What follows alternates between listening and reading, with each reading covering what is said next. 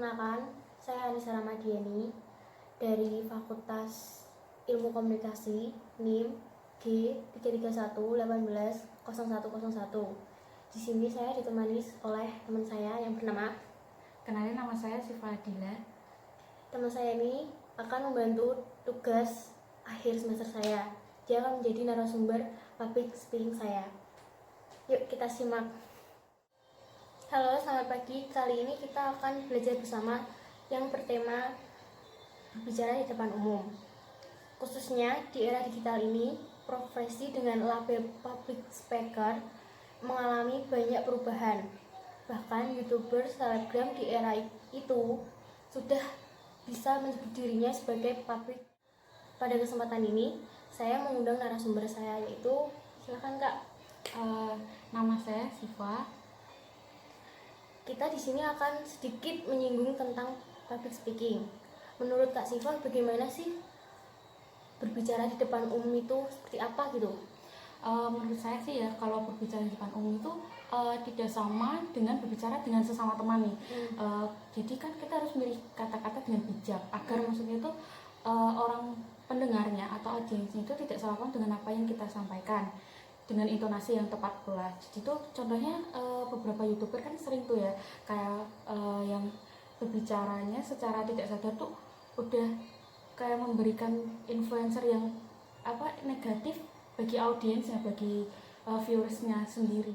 Sementara itu bagi mahasiswa ilmu komunikasi tentunya sudah mengetahui bahwa saat berkomunikasi yang sangat berperan penting itu gestur kita, penyampaian gestur kita kepada audiens.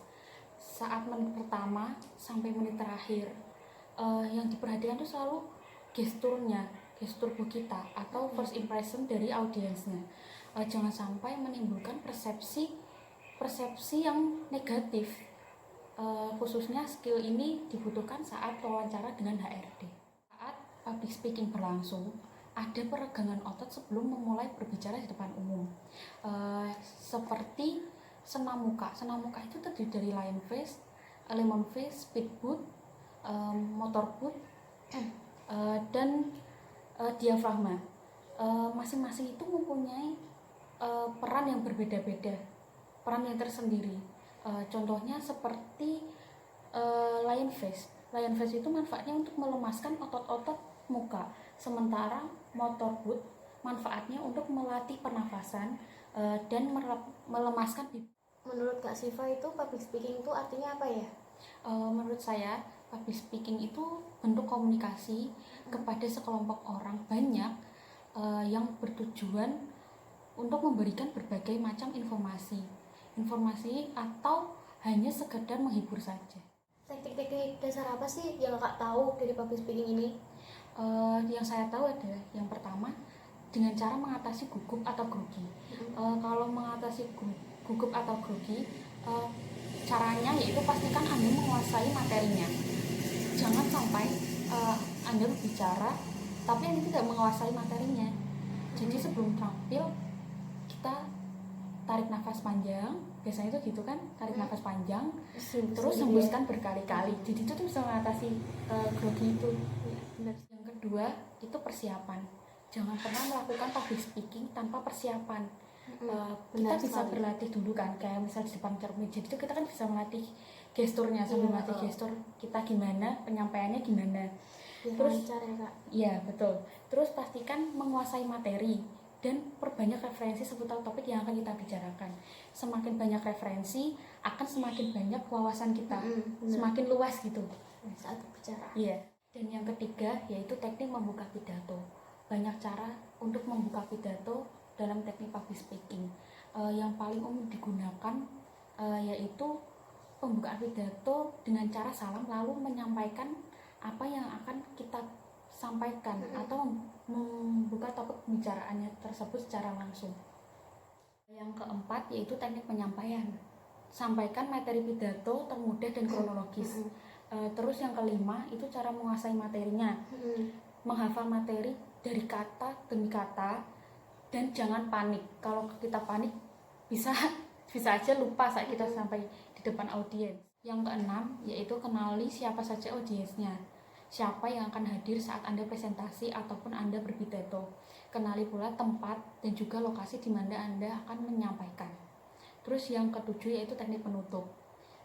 Jika hendak mengakhiri pidato, beri tanda bahwa Anda akan segera menyelesaikannya. Contohnya seperti demikian yang dapat saya sampaikan. Semoga bermanfaat dan mohon maaf jika ada yang tidak berkenan. Lalu tutup dengan salam. Biasa. Menurut Kak Siva itu public speaking yang baik itu kayak gimana sih? Kalau menurut saya ya, yang pertama jadilah spontan. Maksudnya itu jangan menghafal isi pembicaraan. Terus yang kedua, tulis poin-poin penting dari materi yang akan kamu sampaikan. Terus yang ketiga, berinteraksi dengan audiens agar suasananya itu hidup. Terus yang keempat yaitu selentingkan humor-humor itu juga penting ya, agar menjadi hiburan biar nggak monoton gitu. Kelima yaitu kuasai materi yang akan kamu sampaikan sehingga kita bisa melakukan improvisasi. Kemudian yang keenam yaitu berbicara dengan jelas. Yang ketujuh, sampaikan intonasi dengan yang berbeda dari yang lain. Kemudian yang kedelapan yaitu kontak mata. Kontak mata itu sangat penting dalam kita melakukan komunikasi. Kak Siva, manfaat apa saja sih dari berbicara di depan umum? Tentunya untuk berbicara di depan umum itu ada banyak manfaatnya. Yang pertama itu seperti meningkatkan rasa percaya diri untuk bertemu orang lain dan juga bisa menjadikannya sebagai pengalaman yang lebih berharga. Semua manfaat ini dapat membuat perbedaan yang nyata dan positif dalam hidup kita masing-masing.